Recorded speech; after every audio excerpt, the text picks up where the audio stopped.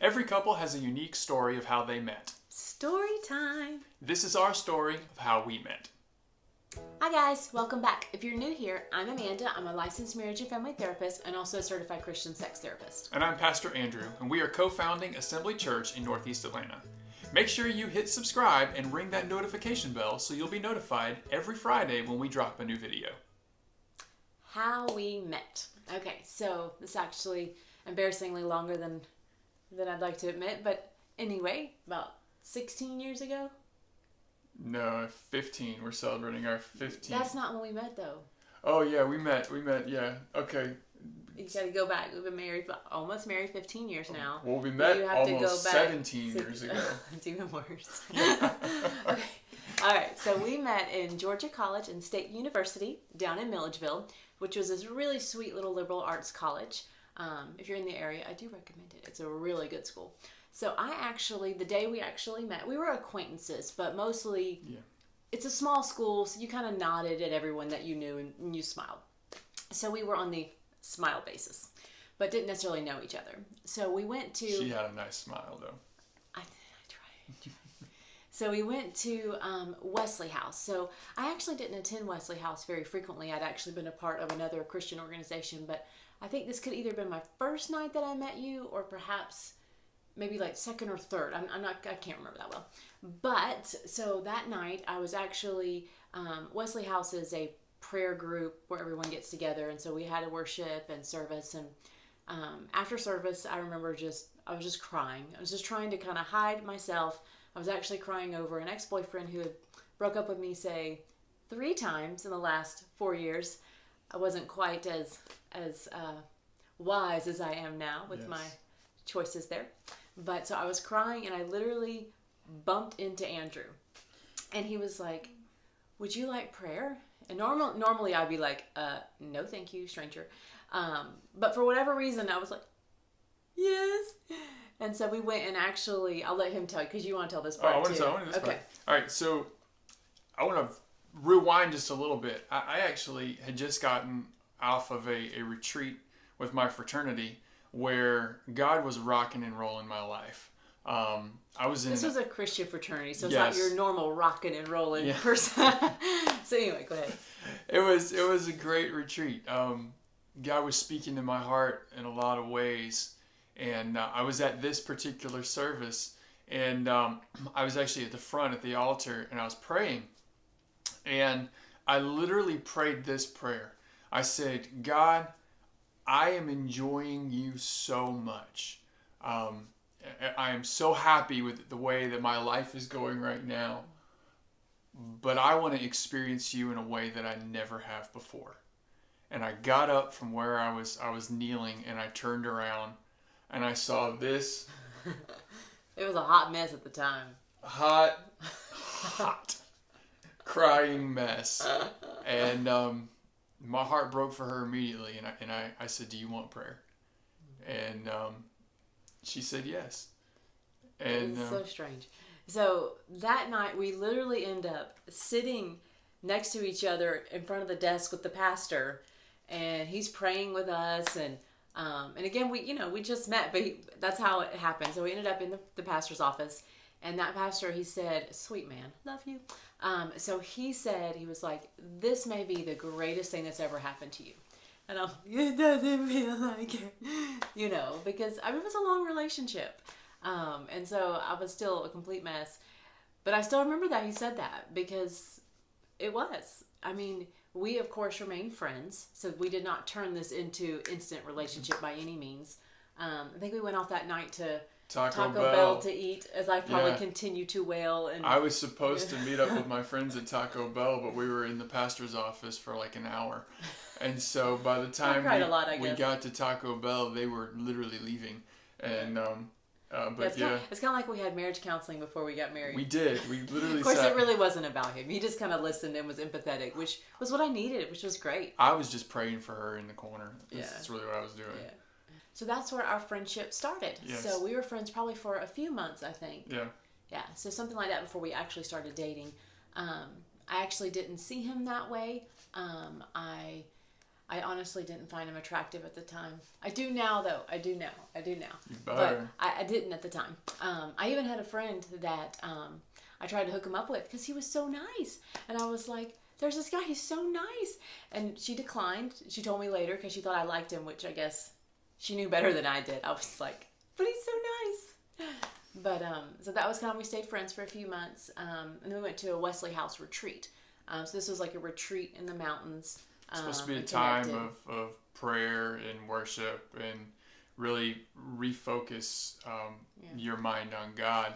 And it was a really good spiritual retreat. It was though. wonderful. It was such a good one. It was wonderful. I remember going to her and saying, I enjoy your company and whatnot, but I really want this retreat to be about me and God.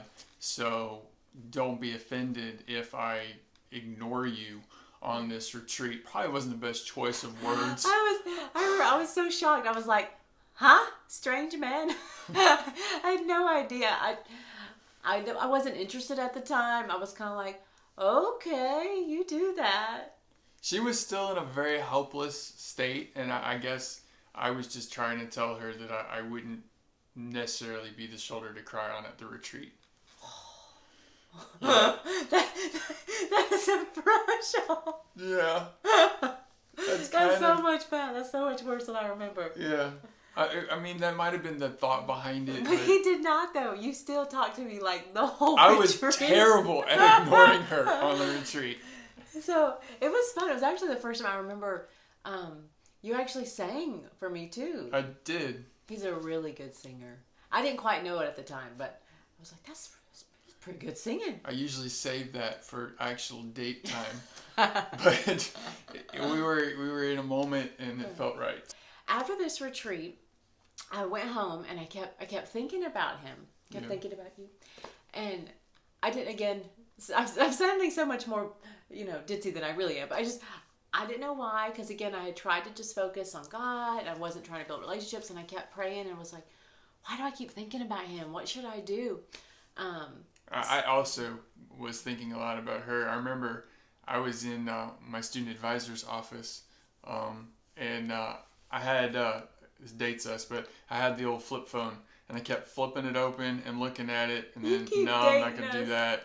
And then flip open the phone, and I'm not. And then my advisor looks at me, and she's like, Drew, because that's what she called me. She said, why don't you just call her? And I said, no, it's not the right timing. I can't do that right now. And in my prayer time, I played the oh so fabulous Bible roulette, where you just open your Bible and see what page you land to. So I actually ended up, what was it? It's Mark 10:49. 49, I think so. So it opened up and it said, and Jesus said, call him.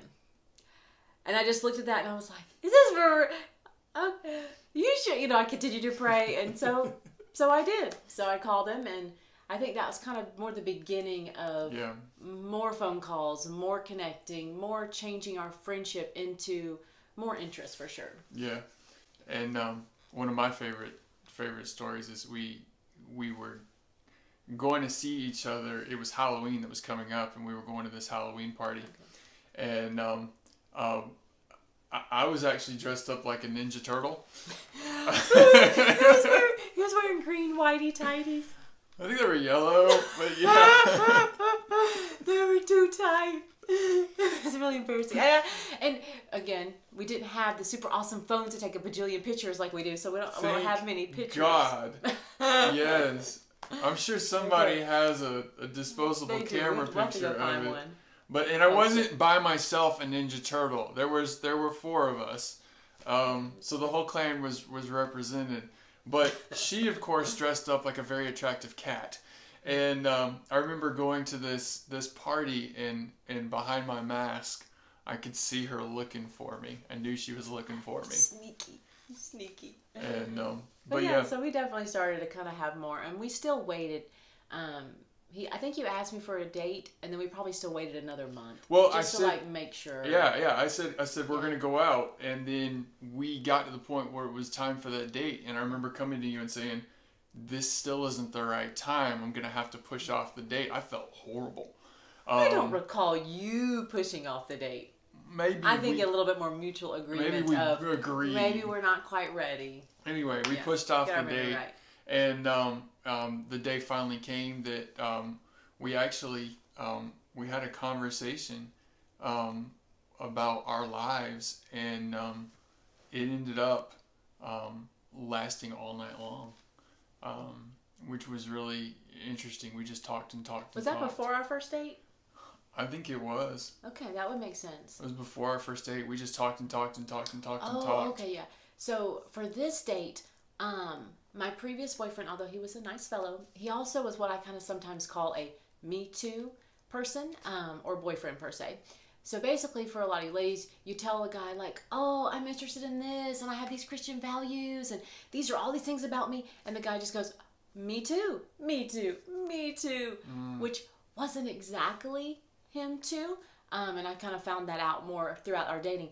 But I was very careful with Andrew not to share my whole heart, not to tell him everything, so for him not to say, "Me too." So when we had this talk all night long, it was the first time, like, he talked a good bit, and I already knew, wow, he is agreeing with spiritual things that I haven't even told him yet. He's lighting me up in a way that, like, it was things that I enjoyed and things that interested me, but I didn't tell him all these things. He didn't know that about me. So that was the first night that I actually shared much of anything about myself, and like really became more honest and genuine. I think that was the night that we just knew. We just knew. We definitely did not say anything. That would not have been appropriate. I had like a really important project or test that next morning too. That didn't go over well. But it was one of those moments that you just want to stay in. So we talked all the way through the night. And then we finally had our first date. Our first date. Oh, here it comes. He wore green pants. Here it comes. This was not trendy at the time, by the way. They're like poofy. I don't think these pants were ever trendy. They were ugly. I probably got them from Goodwill. And then he didn't even bring me flowers. I felt it was a little early to get her flowers. It was a date.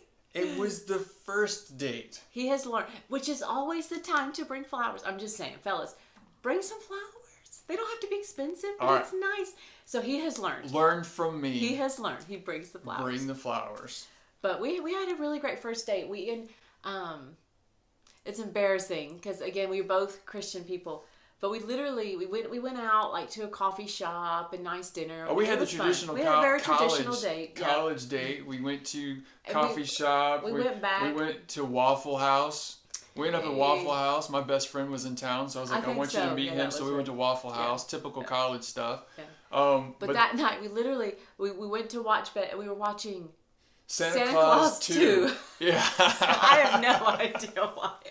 So we literally honestly fall asleep. Yeah. I was so embarrassed. So we wake up the next morning 6 and o'clock he in the has to morning. walk me back to my place, to my apartment on our first date at like 6 a.m. Yeah. Oh God, so embarrassing. I woke up and I said, I am not this guy. And she's like, I'm not this girl. So bad. And my little girls, you will not do that. No. Okay, they got it. But, so anyway, so after our first date, God told you. Oh yeah, so I dropped her off at her apartment and I went back home and I was just praying. I said, God, that was a date, and that was really exciting. I really loved that. And in the middle of praying, God, that was just great. You're such an amazing God. God goes, that's your wife. And it was one of those, huh? Kind of moments. Like, what? And I heard it again, it just in my spirit. It said, that's your wife. And I knew right then. And he did not tell me. Had he told me, it would have taken a lot longer. Like, that would have been, like, I respect that he had that, and he just kept it between him and God, because I was still, I was much better, but I was still fragile. And to kind of share it, oh, God told me you're my wife. I'd be like, oh, no, he did not. I do not recommend doing that. Bring the flowers. Yeah. Don't tell a girl you sort of know. God said you're my wife. And, honestly, like, I already knew. Like, after that time, before we even had our first date, I really knew. But I wasn't able to verbalize it or say it. And we surely didn't talk about it. We just kind of knew within our spirit. And so that was that was been married now 15 years. Yeah, 15 So I years. think after that first date, we pretty much stayed dated, and We did. we were you have the numbers. We were dated for 9 We months. dated for 9. We were engaged. engaged for 9. We'll be months. married 15 in June. Yeah. So we enjoyed it. We had fun with it. And that's how we met. Thanks for watching our story. If you are married, we'd love to know where you met your spouse down below in the comments. If you are not married, we pray that you have an amazing story one day too. That's right. Next week, I'm going to talk about how to discover your calling. While you wait for that, check out these videos below. If you like this video, give us a thumbs up and make sure you subscribe for more weekly influential encouragement and inspiration. And don't forget to ring the notification bell so you'll be notified when we drop a new video every Friday. Thanks for watching. See you next Bye. time.